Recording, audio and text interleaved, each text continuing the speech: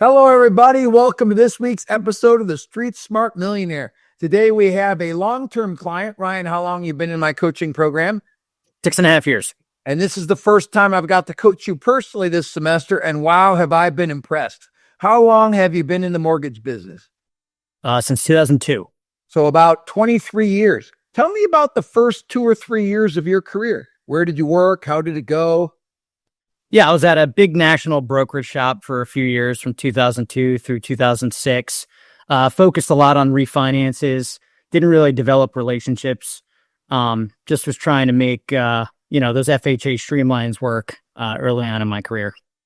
So in 22 years, how many years do you felt like? For me, I felt it took me like 7 or 8 years before I got really good at the mortgage business. How long do you feel it took you? Yeah, about the same. It really took off in like 2007, 2008. I got in the business in 1984 and I had my first big year. Like, I always think of a big year as when you make $1 million. So I made $1 million 11 years into my career. How many years did it take you to make $1 million? 9. 9. So you got there before me. And how many years in a row have you done it?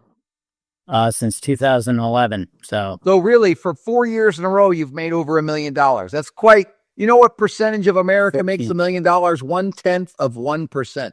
So you're one of the top 200 loan reps in America, correct? yeah, around there. Yep. You do about how many million a year? 80, 85, 90. So you do 80 to 90 million. And how many families do you serve a year? Somewhere around 200 to 300, depending on the year. So you do between 15 and 25 loans a month? Correct. No. I look at people's infrastructure and it kind of determines their life. Tell us about your infrastructure. How many people help you do this? Yeah, so I have a team captain that's been with me for 15 years. So he's like my head LP1, my head loan partner. And then I have 2 loan partners that pre-approve clients, follow up with the leads, make sure they get all the documentation, set up the consultations. And then I have an admin assistant and then a processor that processes all those. So you have 5 people that help you take care of these clients. Why so many people? It takes a lot. I mean, if I want to continue to grow my business, I have to be the one making the calls, making it rain. And, I need the support to be able to do all those other things. Well, I believe in being overstaffed because I believe it creates a white glove experience. You agree? Yes. I think like when I've been short staffed in my life, I don't know that I've always done a great job as a mortgage man or a coach. Like I look at my mortgage group and I have about 38 loan reps and I have about 35 staff people. And I think we serve about 240 clients a month. And you really need a lot of people to have a great infrastructure. So you work at a bank, right? No, it's independent. So you work at an independent mortgage company. And what kind of clients do you do loans for? Do you do conventional, jumbo, FHA? What kind of clients do you deal with? A lot of affordable housing, a lot of first-time home buyers, a lot of which have challenges. So, and you have how many, you basically deal with realtors? Yes. And how many realtors do you deal with to refer you your clients? Total of about 80. So you have 80 realtors, and how many leads do you get a month? About 130. Okay, so you get a lot of leads. So yeah. How come 130 leads to get 20 clients? How come such a big disparity between leads and conversion? Our product mix and the clients we're helping are very challenged. We get a lot of people that aren't ready to buy a home yet. So of your 130 leads, how many are not ready currently?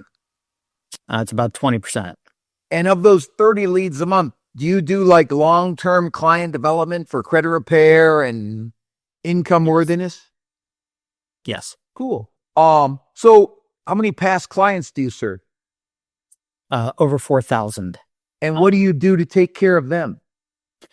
A lot of customer appreciation events annually. We do that, but a lot of it's through my CRM. I do a lot of drip on them. I have annual reviews with them, check in with them from time to time. I make sure they're hearing from me on a pretty regular basis.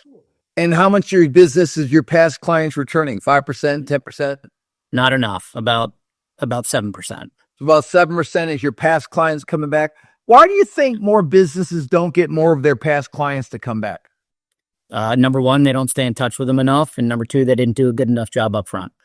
I agree. I have always heard a stat that 65% of all people that get a mortgage or buy a home are unhappy with the experience. Why do you think that is? It's just not personal enough, right? It's a transaction. They're not relational. They're transactional. I think that's a big part of it. What do you do to get relational with your clients? I try to understand who they are, what they like. We try to get an all about you form on every single client. We like to gift them little things based on their all about you, so they see that we hear them, that we listen to them. Yeah, I think that's important. People think they're not just a number. Of your 130 leads, how many are met with, how many are Zoomed with, and how many are done online? Right now, it's only about 10%, 5% that are met with face to face. Almost 90% of them are on Zoom or Microsoft. So you do a lot of Zoom meetings with their clients. I noticed you're super dressed up. Is this your normal attire? It is. Now, I had a level 2 training yesterday, and I have 100 level 2s. They'd pay me $2,000 a month. I have about 340 level 3s that pay me $3,500 a month. And probably 30 had golf shirts on, 5 had t-shirts, 2 had sweatshirts on. What do you think I did? You probably yelled at him, Rick. I crushed them. Why? They're not You got to dress for success. I see. You watch Fox News and you watch CNN. Where are they more dressed up? I guess, I don't know. News, they're more dressed up. If I don't you pay watch attention. NBC, what are they all day long? They're dressed up. Yeah. So if you're in the mortgage business or in the real estate business or the financial planning business, you're really a version of Wall Street. And I know you have a finance degree, correct? That's right. And I know you were a trader before you became a mortgage man. What was that life like? Oh, it was awesome. Yeah. I was a trader on the American Stock Exchange. I traded options. It was a lot of fun. High energy. How long did you do that? A couple years. Okay. Yeah. So you went to college for finance. You went into the being a trader. What made you decide to go in the mortgage business? Well, I was in the World Trade Center on 9/11, and my wife said, moving to Maryland. So I said, okay. And she said, I think you'd be good at this mortgage gig. So I gave it a shot. Your wife kind of decided what career you should be in. I like that. How long have you been married? We'll transition into that. How long have you been married? 25 years. Excellent. And you got married at what age? I was 23, 24 years old. So right now you're 48 years old then, right? How many kids do you guys have? 3. And how old are they? I have one that just graduated college, so she'll be 23 this year. I have a junior at Clemson, and then I have a rising junior in high school. Wow. So you had your kids early on in your marriage and they're getting older. And what's your college graduate child going to be doing? Nursing. That's a beautiful career. I like that. Really caring and helping other people. I like that a lot. What is your Clemson child doing? Civil engineering. Wow. Okay. And your youngest, what are their plans? Engineering as well. So nobody's following the family footsteps? No. Why do you think that is? I don't know. Maybe a lot of weekends on the phone, but I never missed a kid's sports game. So I don't know. I tried to get them into it. They just don't want to sell. Well, I have a teacher and I have one that works for me in the coaching business, and hopefully I'll get one of my 5 grandkids to come in sales. I do have 3. I have a nephew and 2 godsons that are working for me. So maybe you'll get a nephew or a godson to come join you and take over the family business. So what do you love about the mortgage business? The people I do it with, honestly. I go to work every day. I'm in the office. I love the people I'm doing it with. My team's been with me a long time. And I enjoy problem solving. I enjoy building the relationship, the challenge. It's always different every day. And I like the competition of it all. I'm driven by competition. So it's fun for me. Well, you know, the core is very competitive and you're very competitive. You're on a tough call. We're just getting started this semester. I find that most people that I coach don't have enough dream referral partners. A dream referral partner for a lender would be 1 deal a month from a realtor. How many of your realtors give you a deal a month? Not a lead a month, a deal a month. Right now it's 2. So the problem with your business, too many leads, not enough A referral partners. You agree? I do agree. So yep. I think that when I look at business and I look at being closest to the money, I'm coaching you this semester. You hang out with a lot of coaches. You know a lot of successful people. Identifying your dream client. Like for me, my dream client does over 25 million and they're desperate to get to 50 to 100 million. That's my dream coaching student. They do over 25 million in volume as a realtor lender, and they're just focused on getting much bigger, which you are. And I think that your ideal client is a realtor that sends you a deal a month, correct? I agree. So you're probably 5 whales away from being a fabulous loan rep. You're a really good loan rep. You're a top loan rep, but being from one of the top, you don't have enough ideal realtors. So you're working harder than you need to work. Why? It's just what I've always done. So I'm glad I'm being coached by you this semester. So BNC referral partners call a lot and check in a lot. You agree? yes, they do. What do you think the best realtors do? Just get in their business and let me worry about it. Here are the Johnsons. You're the best ever. See you at the closing. You understand what their top referral partners do? So I think that when I look at like being closest to the money, identifying my perfect client, and doing the basics better than everybody else, I think that you do the basics really, really well. I think that you haven't always pursued to be as close to the money as you should have. Why is that? I think I gravitated towards what was easier. Well, So I think that for me, I have pursued 10 people really, really hard. You've been with me for 6 years and you're just starting to pursue me in the last 6 months. Now you're training to be one of my coaches. I'm coaching you personally. And I'll be honest, I'm loving what I'm seeing. So top secret agent men don't go far in life unless it's in a James Bond movie. You agree? yes. We got to be out there. We got to be chasing people. So listen, who have been some of your mentors in your career? Former presidents of the company, Joe Stumpf, I was a big fan of for many, many, many years. I followed him.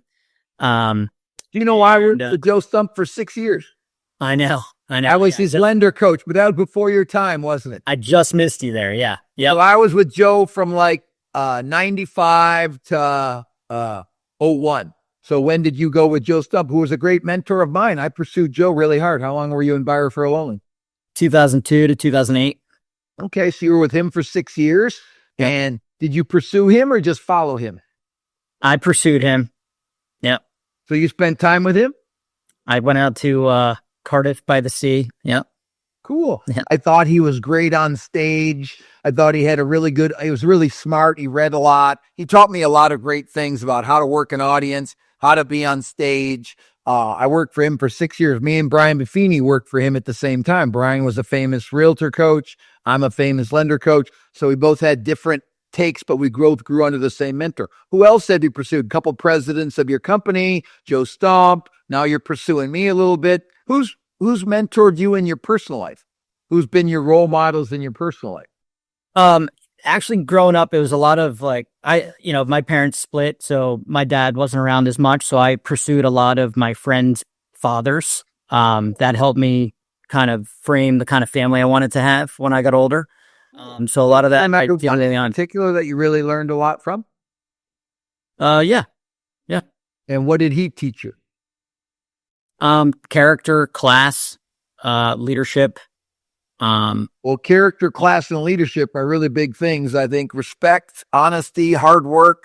I think those are all things that I had to go outside and learn. I think that my dad worked a lot and he wasn't a very connected person. So I didn't really get to know him much. So I had some baseball coaches and I had some parents of some of my friends that I really were drawn to that I think are helped. Me too. You've been married 25 years. Do you think you're good at it? I'm always trying to get better. So what are some things that you do really well as a husband? I say sorry a lot. You do? Okay, good. Are you guys good friends? Yes. Yeah. You go on dates still at this point in your marriage? Yeah, we try to. I mean, the kids take up a lot of our time still, even though they're older. But yes, we certainly go on date nights. Absolutely. What does a good date look like to you? We go out to dinner, maybe have a glass of wine, just talk about life. We go for a lot of walks. Yeah. Cool. Do you have dogs? We do have dogs. Yep. So we have dogs and we walk the dogs a lot. What kind of dogs do you have? We have a French bulldog and a Bernedoodle. Okay, cool. So you're out walking the dogs a lot. That's a pretty good date for us. We walk the dogs for about an hour. We talk about each other's week. We talk about each other's days. We talk a lot about the future because I'm getting older. Do you guys spend much time talking about the future now that you're almost 50?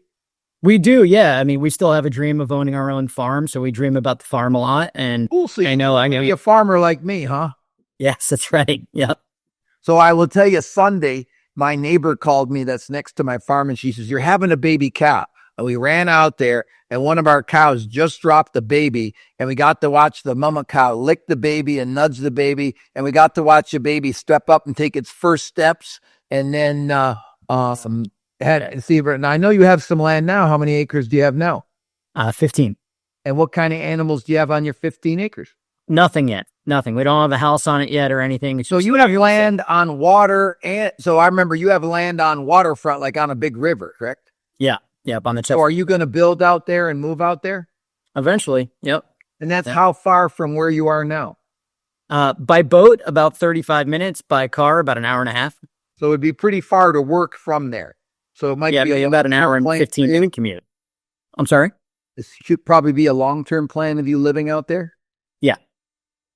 So I'm on 75 acres and I live at the lake, and they're about a half far away. And my house is really small at the farm, and my farm is really casual. It's not like a fancy farm. So it would be kind of out of place to tear the house down and big a big house. But I'm probably looking for a big farm that I can live on full time. My wife loves the farm life. And if you're going to be a good husband, you got to put them on a pedestal, and you really got to do what's best for them. Do you agree? I agree 100%. So when you're not working, what are you into? I love sports. So do you play sports or watch sports? Both. Yep. What do you play? Golf. I'll play pickleball. I mean, I'll do whatever. I'll play tennis with my son. He's a tennis player. I like to work out a lot. We go to the beach. We have a beach house, so I like going down to the beach. Yeah. You got a beach house, you got a farm out on the water, and you got a house, and you got it going on with real estate, and you've been a great investor. I loved getting into your finances. You've done really, really, really well. I mean, you have a great portfolio. I mean, you're sitting on how many million invested right now? A few. Yeah. We get some money invested. Well, and I think you're doing really well. I mean, and over 5 million is a really good portfolio. So you're doing really well financially. So you only work because you love it. You agree? I agree. So what do you love about the business?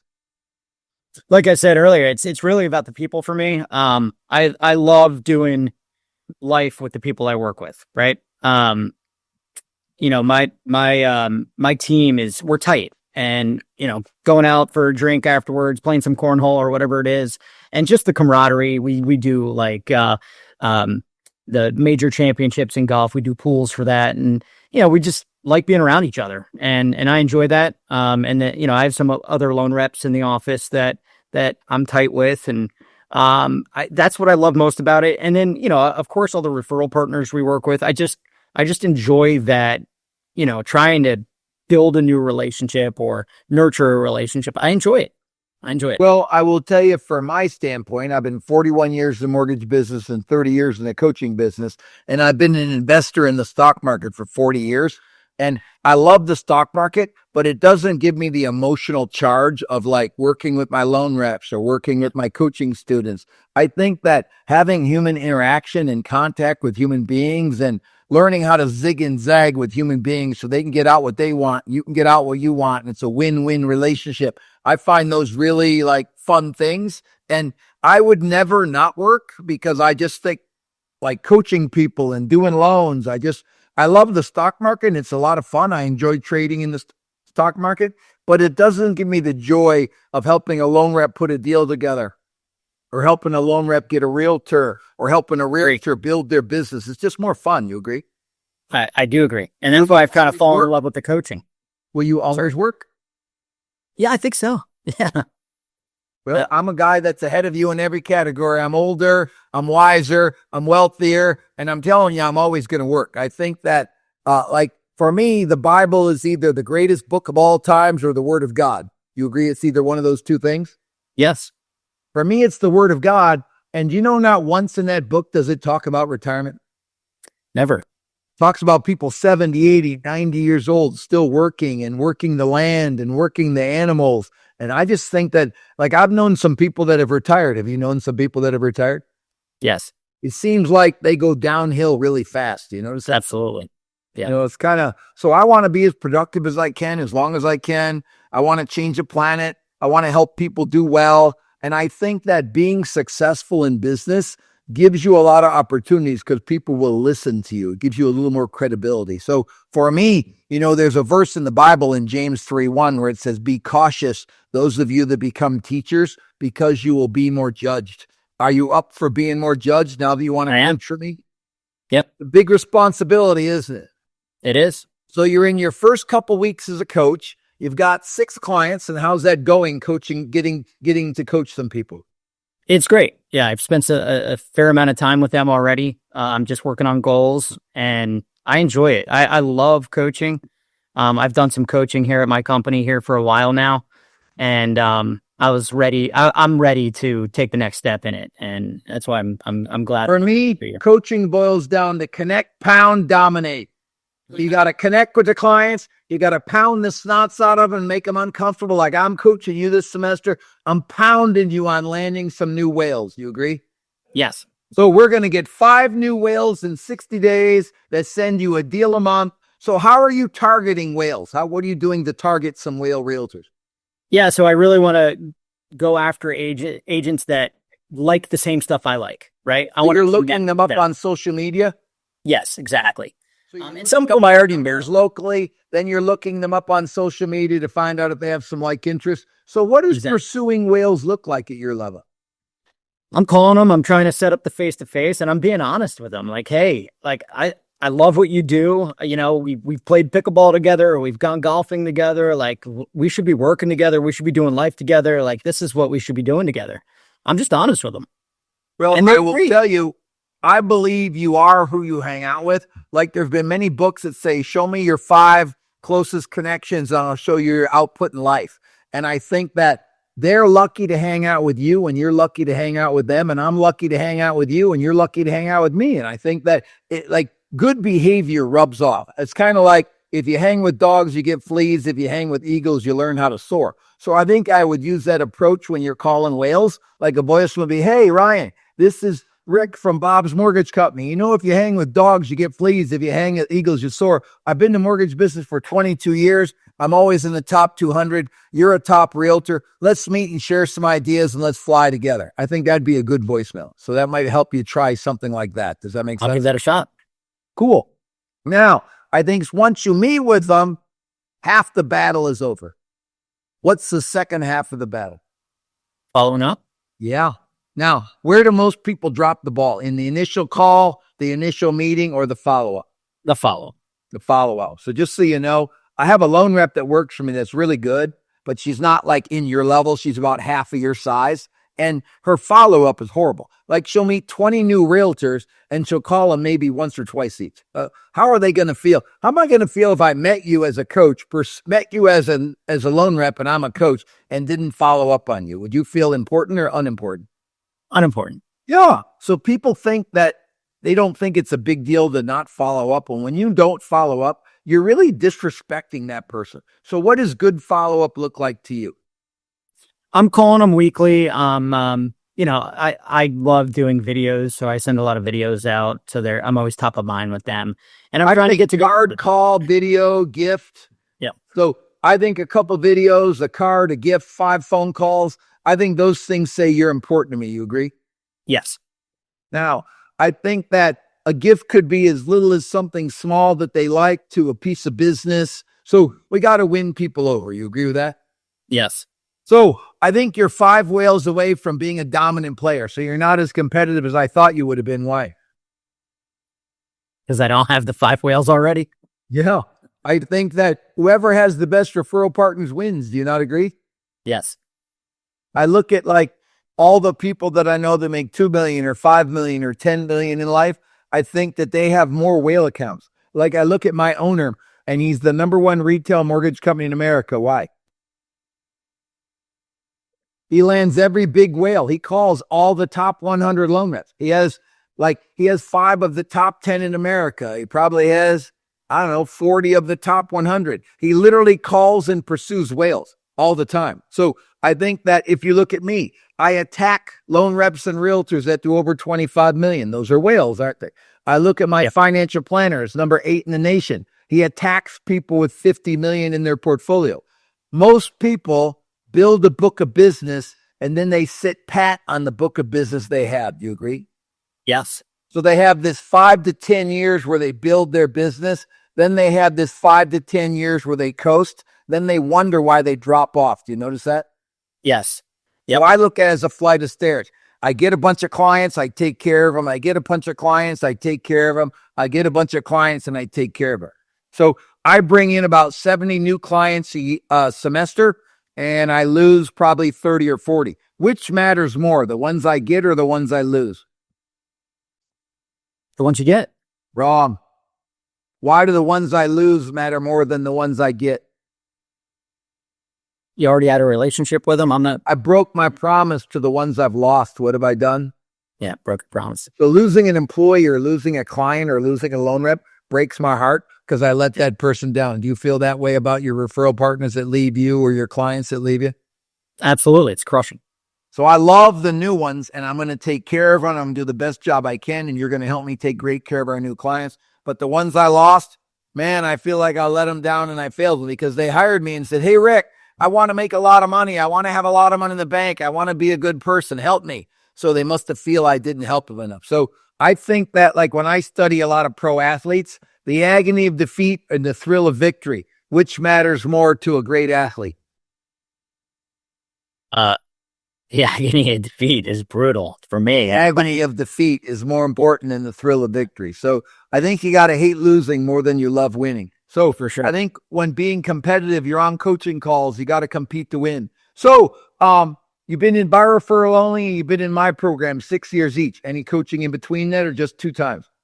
Just the 2. Yeah. So 12 years out of 22 years we're in coaching. When you're in coaching, did you do better than when you weren't in coaching? Absolutely. Cool. Everybody needs a coach. Why should they pick the core?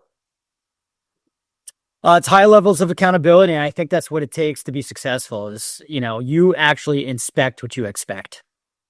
I do. I love that I inspect what I expect. I look at your greatness tracker. I see how many calls you're making. I see them in the business you're having. I track your lead tracker and how many leads you're getting. I'm looking at your pay log. I'm looking at your P&L. I'm looking at your personal budget. I'm looking at your portfolio. I met with a guy today that has 72 different positions in his portfolio for 2.3 million. Is that a good or a bad portfolio? Not great. It's a bit much. It's too much. I think that 10 is a good portfolio. What do you think as an investor?